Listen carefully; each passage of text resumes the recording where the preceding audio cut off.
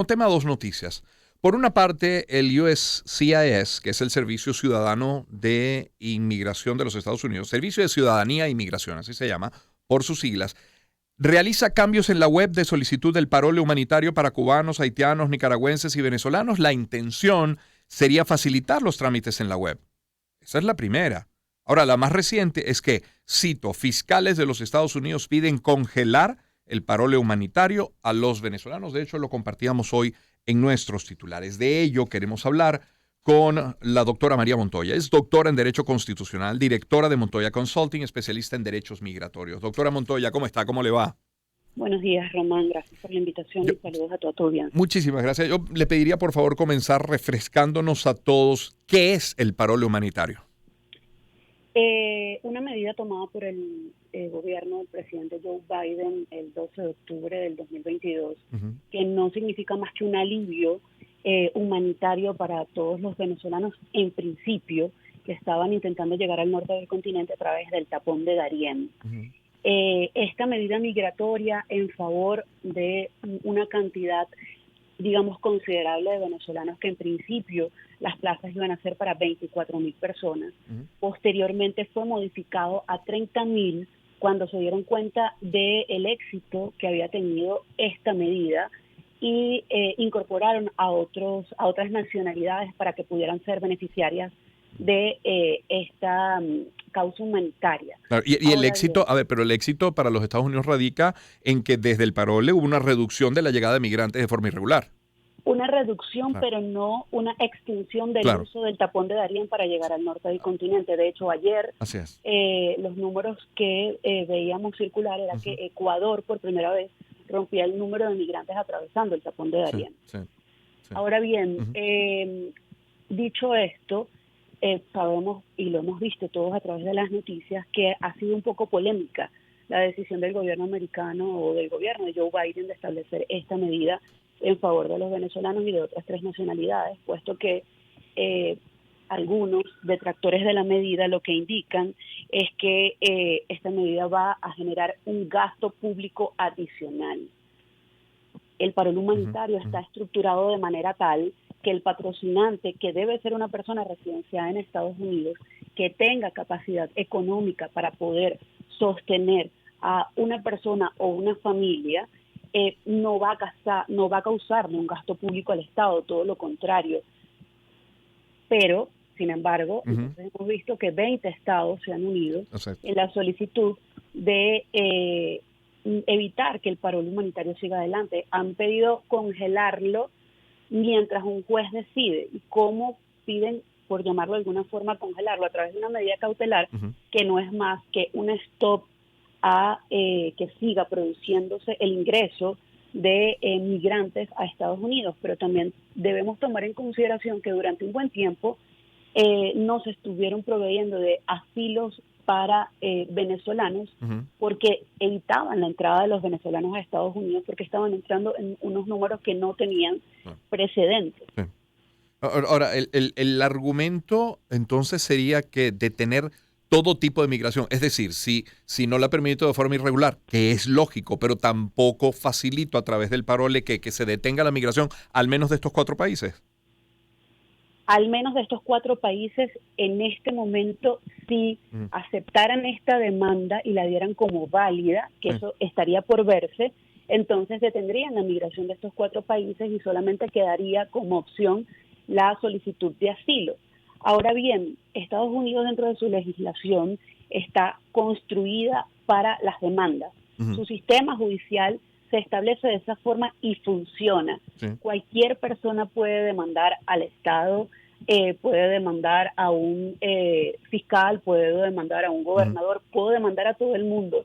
Ahora, entre la solicitud de la demanda y la materialización de esta de forma positiva para el solicitante, hay un veremos, y eso es lo que debemos esperar. No entrar en pánico. Las personas que nos están escuchando, que han sido solicitantes del parol humanitario a través de un sponsor en Estados Unidos, no entrar en pánico, esperar las noticias además que sean oficiales, porque también se manejan mucho a través de los rumores. Vimos recientemente lo que sucedió con España, donde una noticia extraoficial, si es que se le puede llamar noticia, causó un revuelo en cuanto a los venezolanos en ese país. Volviendo al tema que nos ocupa, esperar la noticia oficial, si es que efectivamente por lo menos van a aceptar esa demanda y la van a evaluar, Claro. No quiere decir esto que la den con lugar. Claro. Ahora, de tiempos de lapsos no podemos hablar. No podemos hablar. De lo que podemos hablar es de que aquellas personas que estén en el trámite de la solicitud lo hagan lo más pronto posible, porque como no sabemos hasta el momento si van a dar o no con lugar no solo la demanda, sino inicialmente la medida cautelar que congelaría la aprobación del paro humanitario, lo recomendable sería hacer la solicitud porque todavía están siendo aprobados. ¿Tiene sentido, luego de todo esto, luego a partir de ese titular, de esta solicitud de los fiscales de Estados Unidos, de estos 20 estados, hablar entonces que hay cambios en la página web que facilitarían el proceso de solicitud del paro? ¿Le tiene sentido hablar de ello ahora? A ver, el titular del Departamento de Seguridad Nacional, que es Alejandro Mayorkas, él lo califica como incomprensible. Y es así, porque si bien es cierto, 130,000 venezolanos entraron por las fronteras de Estados Unidos en un solo mes el año pasado. Es una cantidad importante de personas que sí efectivamente iban a ser una carga monetaria para el Estado. Los estados que más se aquejan de esto son aquellos estados que tienen frontera con México. Pero cuando hacen la estructura de una medida donde usted puede emigrar de forma organizada, que usted no va a poner en riesgo su vida, los que tengan la posibilidad de hacerlo, pueden hacerlo a través de un familiar, de un amigo, de alguna institución. Varias personas pueden pedir a una sola siempre y cuando cumplan con los lineamientos económicos, entre otros. ¿Qué comprensión podemos tener a una solicitud de denegar un alivio migratorio sabiendo que estas personas están saliendo del país porque en sus situaciones personales no les permite cubrir sus necesidades básicas y que aún cuando lleguen a Estados Unidos no serían carga pública porque tienen una persona que va a cubrir todas sus necesidades básicas y todos sus gastos? Claro. ¿Sí? Entonces, sí, efectivamente es incomprensible. Estoy logrando una migración organizada, estoy logrando que las personas no pongan su vida en riesgo, estoy insertándolo social y laboralmente para que puedan obtener un Social Security, para que puedan obtener permiso de trabajo, para que no sean ilegales, para que no salgan de su país huyéndole a las situaciones individuales de cada uno y lleguen a Estados Unidos a huirle a la migración, sino que entren de manera regular. Ha disminuido un 90% el ingreso por tierra usando el tapón de Darién como primera entrada de flujo, que para los que quizás no sepan, no es que crucen el tapón de Darién y ya están en Estados Unidos. Así es. El tapón de Darién está en Panamá y luego les toca pasar por 7 países hasta llegar a México para finalmente entrar por Estados Unidos, pasando una cantidad infinita de penurias. Ciertamente la solicitud es incomprensible y algunos incluso la tildan de xenofóbica, endofóbica, parofóbica, pero quizás eso es como decimos aquí, harina de otro costal. Claro. Doctora Montoya, muchísimas gracias por acompañarnos hoy. Siempre a la orden. Es la doctora María Montoya, doctora en Derecho Constitucional, directora de Montoya Consulting, especialista en derechos migratorios. La página en su cuenta en Instagram es @Montoya Consulting. 7:52 de la mañana. Escuchemos a esta hora Lenny Kravitz y Fly Away. Una oportunidad para empezar. 2023. Circuito Éxitos. Caracas, Maracay, Puerto La Cruz, Puerto Ordaz, Barquisimeto, El Vigía, Mérida, Táchira, Margarita, Maracaibo, Maturín. Circuito Éxitos.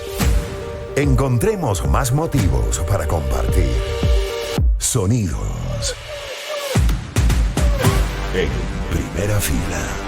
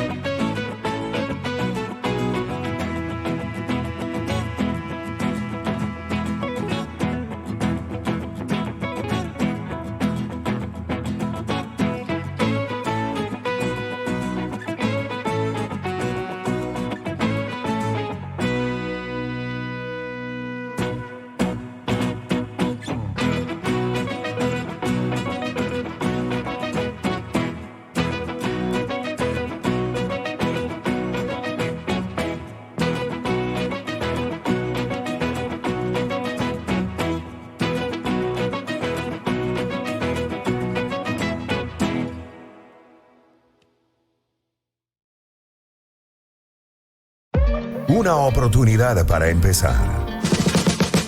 2023. Circuito Éxitos. Caracas, Maracay, Puerto La Cruz, Puerto Ordaz. Barquisimeto, El Vigía,